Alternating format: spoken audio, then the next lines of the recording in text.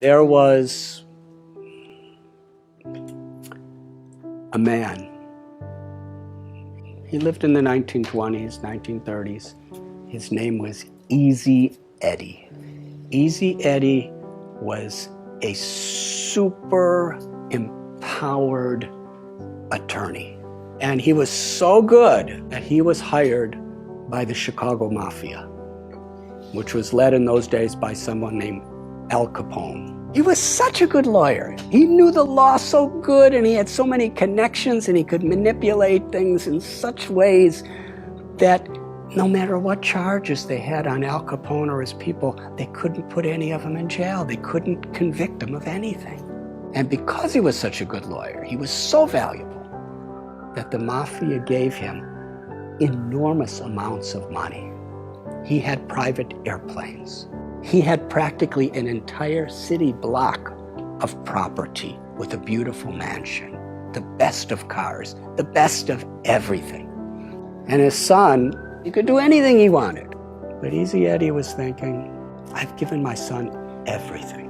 Everything money could buy. But there's one thing I haven't given my son. I haven't given him an example of a father that he could be proud of. And he thought about this for some time. And Easy Eddie came to the conclusion, the only way I could give my son a father with a legacy of a good name is I have to help the government put the Mafia in prison. Because the Mafia was killing people, and he was getting them off. Getting people addicted to drugs and alcohol, and he was getting them off. Extorting innocent little store owners who are struggling for their life, pay us so much a month or we're going to bomb your store. And they bomb them, and he was helping them. He helped the FBI. He testified. And many of the biggest people in the Mafia were put in prison. He knew full well that he would be killed for doing this.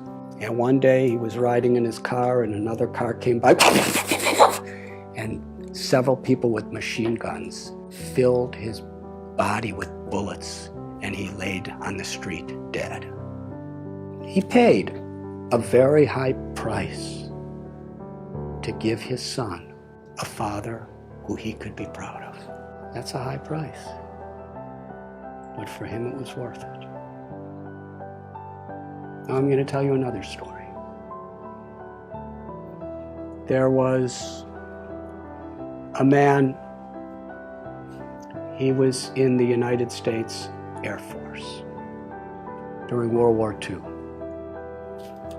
And he was on a battleship called the USS Lexington.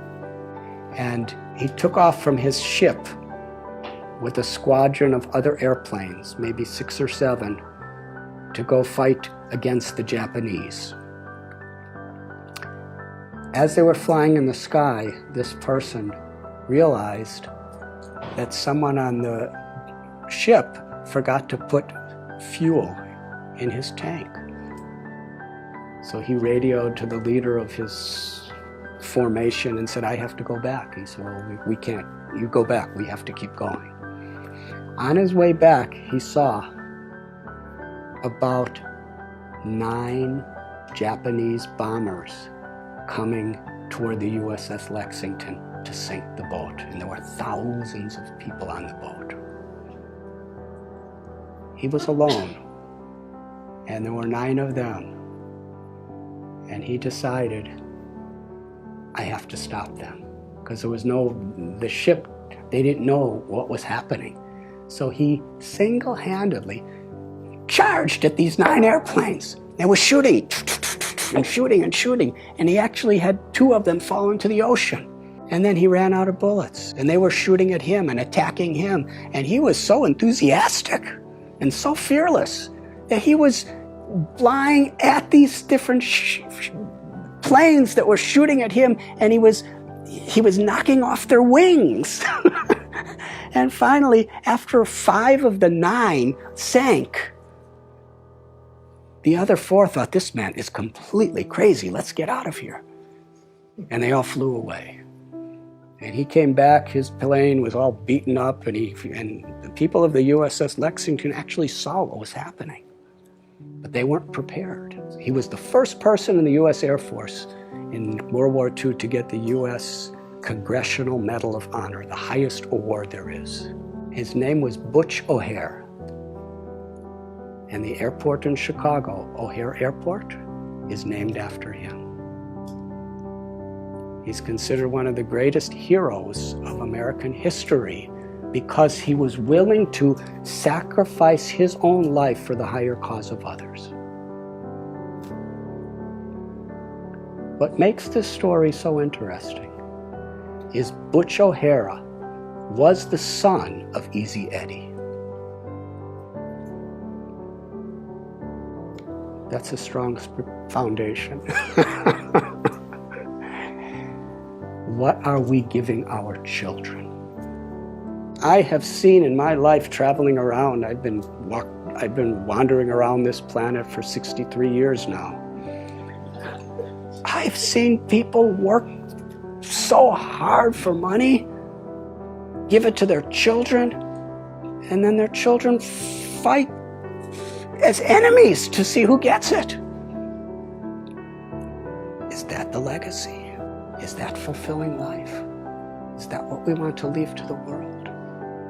Our values, our character, the grace and the compassion, the love that flows through us is the greatest contribution we could make to our own life, to God, to our families, and to the world.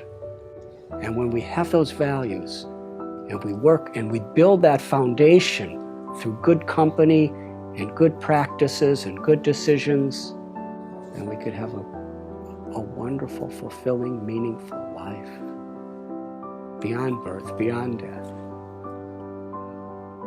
And we could leave that as a legacy for the world.